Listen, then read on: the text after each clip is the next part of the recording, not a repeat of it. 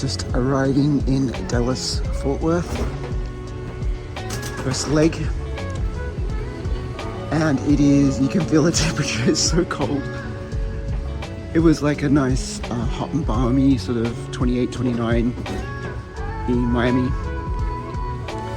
But it's got a real crisp chill to the air here.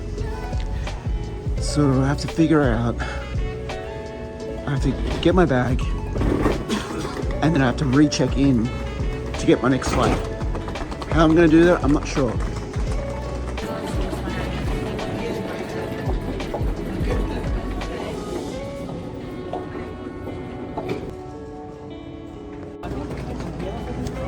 Well, I got through TSA like really quickly, and also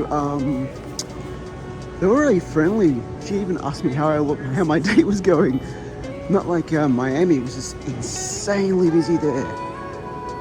Skylink we have to go to D38, so we have to catch the Skylink.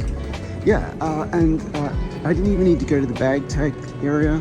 The guy just was not very busy, so he just basically did it for me when I got there. So I just went straight on up. So very painless opposed to the intensity of Miami International this morning. Managed to get like half an hour sleep on the plane. I strangely feel quite a bit better after having shut down. That's where I got my bags from. And that's where we came from there, that terminal there. So I've just done one big circle.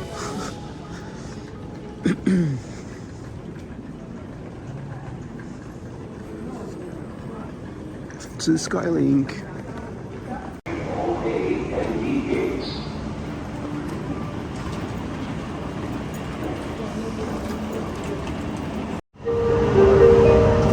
Doors are closing. Please do not lock the doors.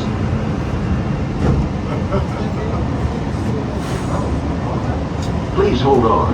This train is departing.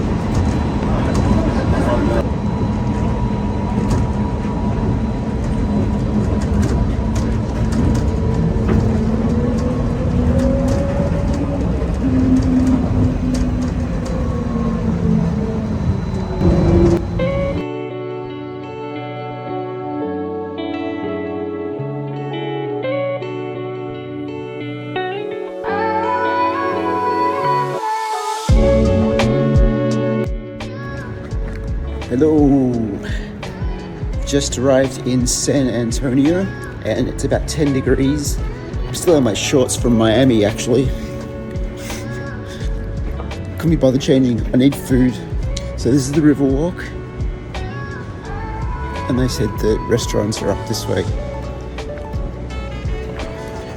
They said they're open until about 11. But it looks all pretty quiet here at the moment.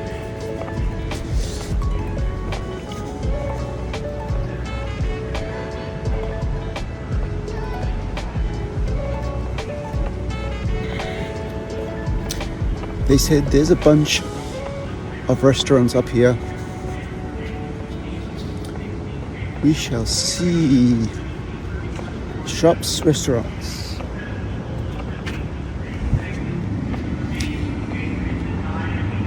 Our flight over was really quick. It only went for like 40 minutes.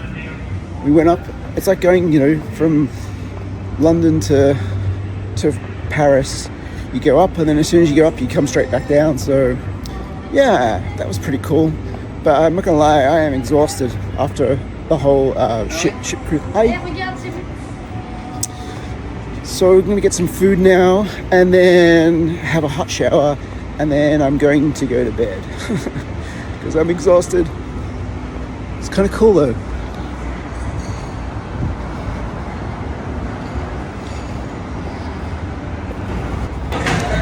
Okay, not very Texan, but I did find a Irish pub called Waxy O'Connor's on the Riverwalk. And so, because it's late and I just can't be bothered walking around until I find Texas barbecue, I'm just gonna have that. So I'm gonna have a shrimp cocktail and bangers and mash and a pint of Guinness. Yum!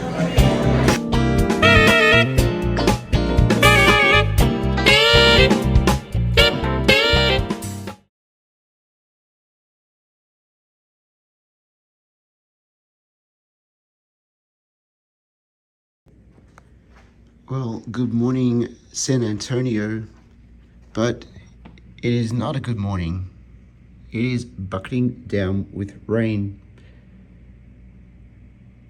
And I'm ready to start my day. I'm gonna go, today's gonna be a day of self-care. So I'm gonna go to the barber, get my hair done, go get a massage at 11:30, go grab some Reese Brothers barbecue for lunch, and I was going to walk around the Riverwalk, but I don't know when I'm going to be able to do that because I did not bring an umbrella and it's cold. It's 6 degrees. And by the way, there's the Riverwalk down there. Actually, let's go outside. Give you a bit of a show of what's going on.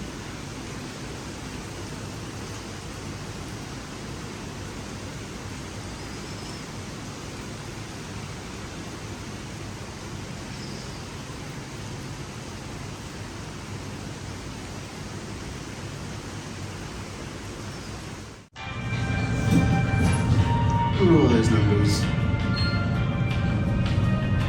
We want the lobby. Lobby.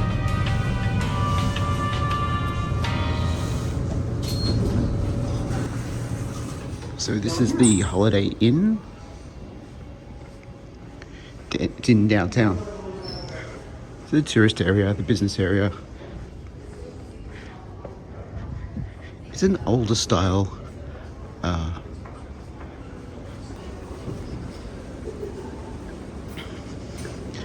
can buy food over here. Got an ice cream there last night. Well, the rain has sort of stopped, so I'm going to make a break for it. There's supposed to be a barber just around the corner.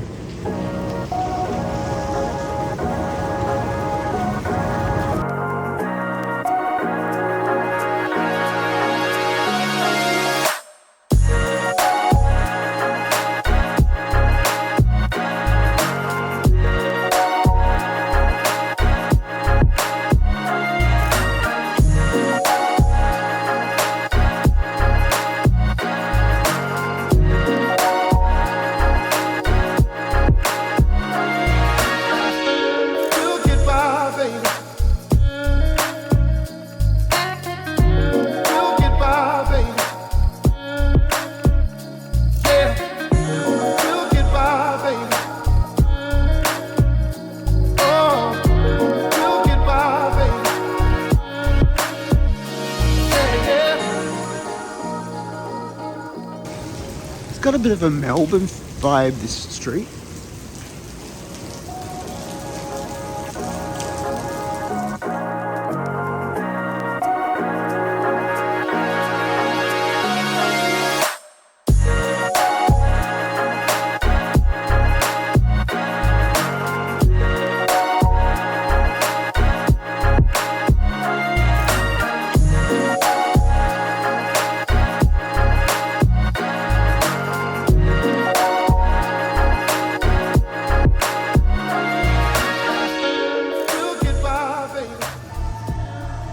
I'm trying a peanut butter and bacon burger for breakfast.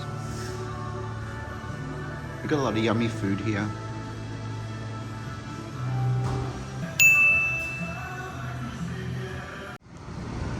So what I've learned about Texas is that the only people that walk the streets are homeless people or tourists.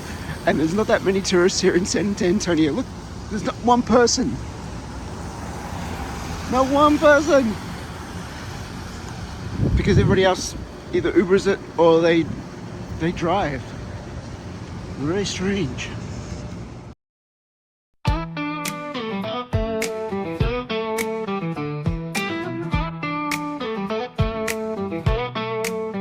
Southwestern United States was the northern part of Mexico. The territory that would one day become the state of Texas was a Mexican province known as Tejas. It was a rugged and sparsely populated wilderness. To attract settlers to the area, the Mexican government offered land grants, free land, to people who would migrate there, establish a colony, and agree to be citizens of Mexico. In 1821, Stephen F. Austin took up that offer. At the age of 27, he assumed his late father's contract to be an impresario and led the first Anglo-Americans into the territory, establishing colonies in the river valleys of the Brazos and Colorado. Most of the people who came to Austin's first colony were farmers. They had worked plantations, of course, being the South. Cotton was the primary economy. But a good number of them were actually quite educated. There were surveyors and lawyers and professional people. A lot of them were not well prepared for the frontier. They knew how to farm, for instance, but they certainly weren't prepared for hostile Indians. So it was very much a new experience for a lot of these folks. A variety of native Indian tribes had called this land their home for generations. And although some welcomed the settlers, many of these tribes fought the newcomers, launching frequent and violent raids on the colonies. So all you have to do is picture yourself having to scratch a living from the woods with the threat of hostile natives jumping out of the tree line, shooting arrows at you. You can picture their terror just by injecting yourself. What would you do? To protect the settlers, the Mexican government authorized funding for a militia. 10 colonists volunteered, but Stephen F. Austin saw the need for more. In a letter to the government, he asked for another 10 men to act as rangers for the common defense. This is the earliest documented use of the term rangers in Texas. These 10 volunteers are considered to be the founding fathers of today's modern rangers. They used their own equipment, they used their own horses, fought on horseback, came together as need and disbanded when they weren't needed. In Mexican Texas and Spanish Texas before that, there was a long history of just such militia companies. They were called Compañías Volantes, formed for defense, but also to pursue Indians who were raiders. Just defending your farm from an Indian attack was very little utility because the Indians could strike and run away. It was necessary to pursue them in order to inflict any kind of defeat on them. You had to follow them to their camp and surprise them, just like they would creep up and surprise you and your neighbors. And that's what these ranging companies brought that was different. And the rangers were the first ones to sort of accept combat on the natives' terms and master it. As the early ranging companies became formalized, Tejanos and Indians would ultimately join ranks and ride side by side with Anglos. Their combat, horsemanship, and tracking techniques would become legendary. I was raised on dust and open roads with a heart that's wild and dreams untold. The stars above, they call my name. One day I'll ride and stake my claim. The saddle's tight, boots hit the ground, chasing sunsets, never backing down. The city lights, they can wait for me, cause I got cowboy dreams, just wait and see. I'm riding high through the wind and rain, chasing cowboy dreams, feeling no pain. With a guitar in hand and a beat in my soul, I blaze my trail, make the world whole. Hip hop in my veins, but my roots run deep. Cowboy dreams never lose their heat.